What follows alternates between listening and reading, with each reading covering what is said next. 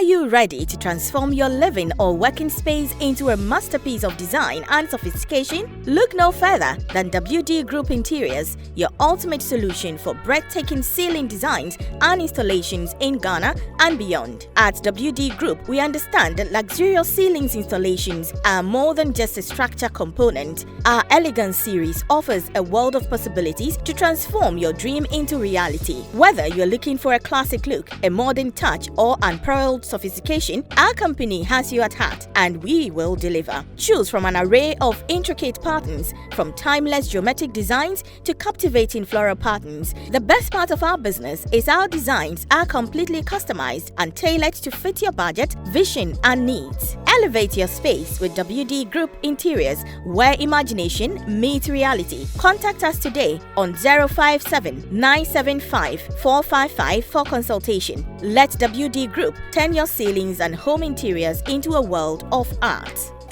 The street inside I dey live my life because I say me true. Say ye nyame pa. Ibi abe ye ma comment too. They say me to be bad boy, so nyame ni ma comment mu. Yani basem, oh yani basem de ya. Yani basem manju nyame nkwa. Yani basem, oh yani basem de ya. Yani basem manju nyame nkwa. Young man, senior. Yeah, no, hey, I don't know about be feel to when you show your massa. Oh, me person me say if you hanum no be say adwuma na. What's now DNA? Oh, me a blogger back up. Zion Felix Jr. The whole area. And what's say obeti me day? Oh, me dem adwuma as me na ma me fish for informations. Oba area mu ha me informations bebre. So, me say obi aye aba be mission ha boys bia be mission aba ba ko anima yede aba me wo picture na yede e wa ha but me no me rewura kakra so ati ase ti me na me pesa me chill say like sa boy me no meet me ayama mon side aka no ti say me set me Canada then am bet me ayama me. That means they are your friends, yeah? They are not my friends. I'm not a thief. Semen castle a thief. What's say area or no? Yeah. Almost so and will be only a moment Ghana so your movement. No, we don't want to go. I'm beside me chill there. I wanted, but I meet me on my head. I'll go grabbing it na brel. Today I also the bear appreciate me. So what you say? Meet them on me buy no. Until me Obi Palace and be requested your way they open. So that I say we have so many ways just to get what we want. But I'm just happy to also a blogger with me to 29 where they were banned. Yes. And no more audacity say cowboy some the way they open. Okay. I didn't know won't relax in a beer. What do you do with your own discussing from night beer? Yamia don't know Sakana yam out the proso. Right now, no, Ebia Oko can be kitway, be na memoir, so on say, and more feeling. No, hey. Oh, Cassana, oh, my mom, so what's this? Huh? Fine. I'll try possible breast my inside. Etimika Nipana. I'll just talk to my wife and we are going to surprise you. Okay. So that's it. Okay. We are going to surprise you. So try your possible breast now. You won't be a bear. With the ombeba. What the omobeba? With the ombeba. What the omobeba? Ah. Fine. We insist are fine. So you can take your leave. With the ombeba, I'll be my bonus. With the ombeba. Hey, take your leave. What's the bonus? Hey.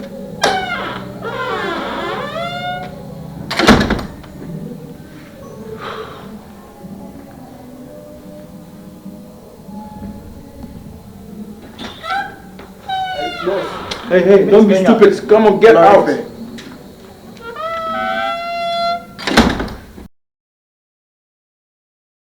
Okay, Stunna, so I was told by my sister that you are handling things with the officer. Yeah, Yeah, it's true. So how are things going? Everything is under control because how things are going, I think we have to leave it to them so that they can do much investigation about the case. Have they found a suspect? In some way, yeah. So they found him? In some way, because the officer told him the last time that he went to his area just to check about certain things, and one of the guys just told him where he stays. So I've told him I'll just handle things, so he should come down here. Okay, so what is the way forward right now? Well, you see, like I was telling you, I told them, sir, the BNE are more handle things for me because these guys, I don't know the reason why they came here and who gave them information. You know, police people, they are going to do you up and down, always come to the office, come and sign this, come and sign that. So I've told them, Mr. Me push you for no matter 1 or 2 be a bit more than pushy. So let's hope for the best. Don't you think there is an informer? Frankly speaking, I would say no, yeah. Okay, because I'm kind of surprised how they found out there's money in this house. And how they knew the exact position of the money. The money. That's the problem. That's the case. The last time I was just telling your sister that she shouldn't trust no one because the person that your dad told him just to move with your sister, I don't trust that person. I don't really trust him. Your sister was like, I know that I hate you much, so I should forget about that. So I was like, fine, if you insist, fine. Okay, so I just wanted to know how things are going, so I know the move I'm about to make. Okay. Oh, you just next move. No, you just relax. I'm here for you guys. Trust me, I'm here for you. So you just relax. Everything will be fine, eh? If you say so. I think I'll just get some food from the kitchen. Okay. Okay.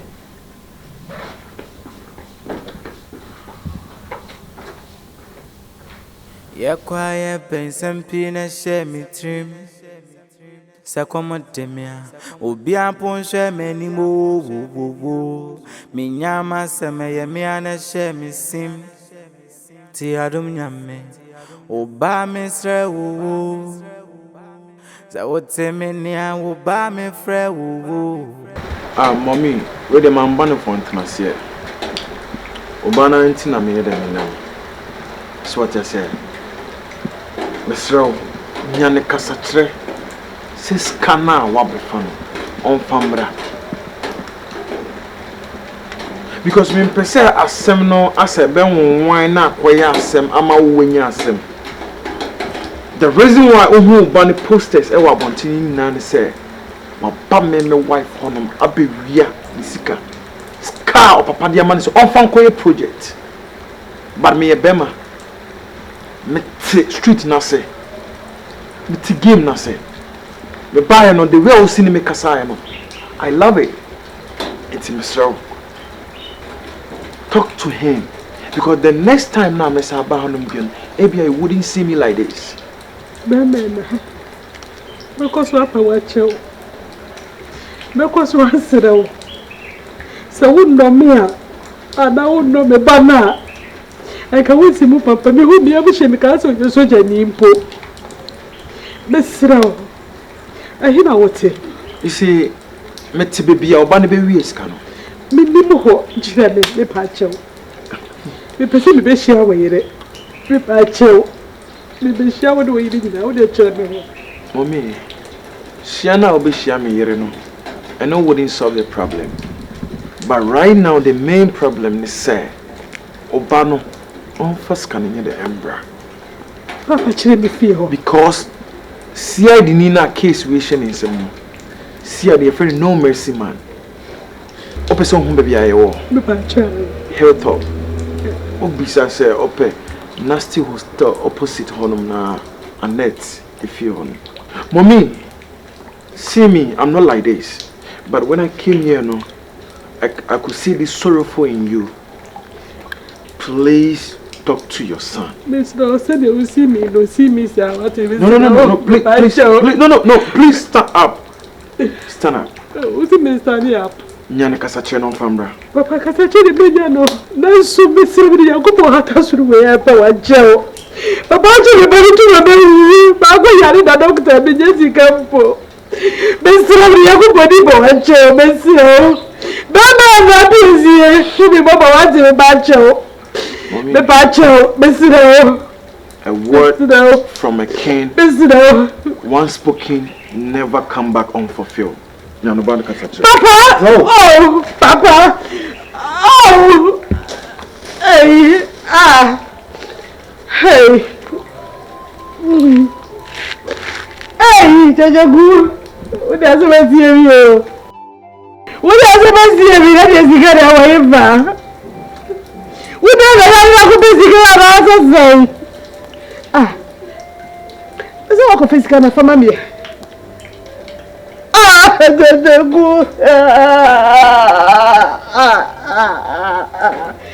Hey, na. Odi sie na to adwo no de amamia na.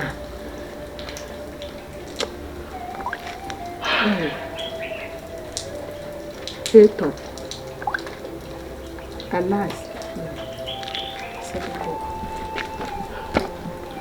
Hey, Kyekyeku. I dey live my life because me feel ni my point. Money that's when you na anyway. they see me to be Asamu baye. Eti ye. Wadam for dim for ni be kire me. Ni nyina mabisa o. O si there bi. Bibi ansa ni ho. Enye wadam for na kai o. Enye obi hunu na kai o. Nipa na wo ko fa ni sika no. Okunu ankasa ba fia. Sika no ewoy.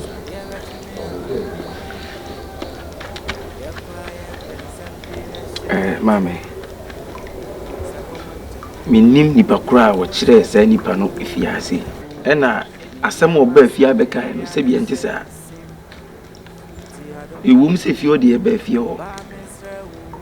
Ye ko ho. Ena me no na minim se bi a ye kwa wiade ana ye kwa kufu bisika. Eno kura so nkoda ye ko ya de ye ko fa na se bag ye ko fa ye no. Ah, ye nyina nim sika wo mu ye ko eku bie bag ni na sika bie ne bag ni mu enti minim de enti anipa no ono no abafia abekeka nezam de de ya be fa 3 bia na 4 bia ye ko ye bag ni ko fa sika nim Bag no way. Bag no way. na se ma bag sika nim de ye enti bi fa ni ye chinko ba bia na impokra me na nyaade a na minim se be kwakoye minim de na me kwakoye Enti wona hwan na koyeye. Wona hwan mu na konsum koyia. Wona hwan. Aye me na fufu bi ono de won hyede nim no Kyekyeku. enti obeti wo ni anaso be ye dey wane ntese me fa na hwi o me wi na sika wo bag e ko fa ni fio na empty bag sika bi ni bag ni nti there's no way so obeti me gire be se me be wi na sika Kyekyeku. ah Enti wo dwede me ho. Bibisa o sa waye sei, esi sei. Ade na modo so na mko na nkwa na waye wanted. say that me omo nyina o me professionals me o say that me first time to mo mam handkerchief say ka me fa mo ma no bet me minim say handkerchief dey him na so dey manage be admission botom if you free to wire paper me minim say ye dey protect ti me ma protect me 70 for the protection side no and I'm slacky wo wa e ma me be wanted but what the same me fa ni sika yo ba ha no me wi na ade enti sa wanted post na me akwa na be say me hu no sa wanted picture na o ma ye no me betime si wo mo court attempt to steal is not stealing say me tem December wi na say ma afo sika then na je say ma wi awo Na nyamu na se bag na mko fa yi. Nti me bisa se bag na wo hia. Wo si sika bi ani. Se na fa bag na. Target nya bag, target ni sika, ba target ni ya reach target no die ni ende. O mama ka se me nchiro. Se di adunu enya ahomaso. E na court na hwese na mesi na ho ahwani. Se wo wia, se wo anwia. Wo wia. Okoye dan e wo fie ho. Ebre na wo de call so okoye dan ho na so ma wo. Anu so yemienu. Se ohu akokodi abansem. Yenyawa edumuku a. Hwan na mekopena ma na beyiwu. Ye keka sika twitwi de amatam no. Enya asem ketua. Na asidan kenya mebofo se nipa na uko wia no na nkasa no o wa akoma papa oba no ne kasa enyire mu obi no akoma papa bi so bi wanted da tu akoma papa na tim fancy bi kura attempt to steal when you are attempt to say yancho when you are emembumfu na ma me yes ka second bag your coffee empty empty bag ko ye den ewo ho why na suma wo ewo ho nipa no o wa akoma pa ne nkasa enyire mmema na konya cross won tirase asupese ehede ni oyiye utaye ne mekasa aboko na ne kasa enyire mu ni se me ye ne mobo enti se ye disika ne ba obetwa asem enti me pese obi ekọ eho ni ekọ pa one na yira chew se me suda fam me sumru mu ne kura na me kwa ko sumru mu no pancheme if you there ya chew we opposed to want na kudu vi na kua asem no de yenso ni say ya ni ha beti bia solve no na we say me kofie na ya cheme ame ende say wo na nti da nyina na beti ma hye dem be na beti ma tete dako ebe da boni amawo da bia wo kronfo na dako de be ni wurade a obi som se eku na no be de den de mo se ye kofie ho ni ekopa na chew na mpo hun na kuma to ne yemu a mepe sikani kutani e pana chona cheche winsem mu se mu fa na hwi ni mkura na ebe to asomu so ba ko dru apolice fo nsem ni e betete wonam na minti menyina no metumani awunu eni metumani awunye minti menyina no meye den na mali die na mali ono no ho suni brebre o ya tis enam sa brand so na me copy ma me yeko me nua ba ya de na me ko to nanim say ye sika doctor ye sika am ye de area no operation no so ukra na ka so wo benya bia ma me na me mra ne enko enti fio na ye ko say minim so mko wiade minim na me ba ya lu nua ya le se wako no obi so benya bia ma onye no so ba be frɛ me na anyi me akon ya dansi ni na makwa da na se ba me na dia ma me yonko no ye se bia o ya but me yonko minim no opoku achi usa wo yonko biem yonko dodo na ma bo akoto we anya tire mi hu ya ka eni adro ena de me fa ya de me fa ene wonne wontie afutuo enti wo de yenko fie ho nyame adom kyera yenko ni emienu nyina yenko sumpa na chewo na chechire wonsem akire no akesu so police for family be tombi abe 10 years 20 years me mpese me di sare ho ntina me se yenko ni yenko su nkyere ni yenko pa na chewo I dey live my life bokosa kosi se medru say ye nyame pa Kyekyeku ena no ma me ba efie be ka kire me say wanted na why no say he is kind of makotam Kyekyeku iti udabe pa na me no san ye dabe na obi pin kura da wa dabe pa na obi pin da wa o fai ana dabe na obi bi da wa ko fai Kyekyeku so akon no dabe Kyekyeku mi de me yonko no se skano dia kotu baabi a faade ne bra ne enfan koma oni akro se bia ye kwa bia o man sheda na skano frefrem ne bia me be fa ana yonko na fo 70 na me be fa skano ni first skano ko baabi a skano free ne fa asomdie mbra Kyekyeku baabi a keka kono ya e critical opoku se mbi mi to se mi ma fisika tika muze ma fisika Kyekyeku tu first ke de wo betalo ayi wo so why wanted eno no so obusam no efie wo de nyame anu krisa me kase ya nkwa na meboa ena me ko efie okọ no ane ye ekọ mi nim se kro no no mo kobo kwase asem wi opoku mi nim wunim se kro no aka odi amati no mo kofie o ekọ no se o obenya bisi amepe no fa fe ne mi no obenya obi a owo bi a eso obenya de obegya ma me efie okọ aye ko nyame nim se sika ne ye kwa kwa de bisi ne ye ko bo mi nim se kro no ti o se mi gina fomo no mo de bag bre mi se ye mfa nwane enti o so ya so o ti ye nwane wo nwane a ene no kure bibia betimi asi gani bi tini mi gani bi Kyekyeku wasem we ye du gina court adaka ma ye bisa se den na ko kakawe a won we ya judge na bisi aba twboto ma onim yansa obeti ase asem we wana beka kire na obeti ase we ebi nto enti ebisi we ade a wonnim no opoku me to that time my desperate me yes ka tete ku ti you can even opoku bag e ko fa e kura ye nim sika wo bag e ko biem e empty bag sika nim bag na mu ko wi ana sika nim empty bag de mo wa se obi afa empty bag ni empty bag ni e be de na mu ko wi sika na sika si wona empty bag so na mbefa empty bag e sika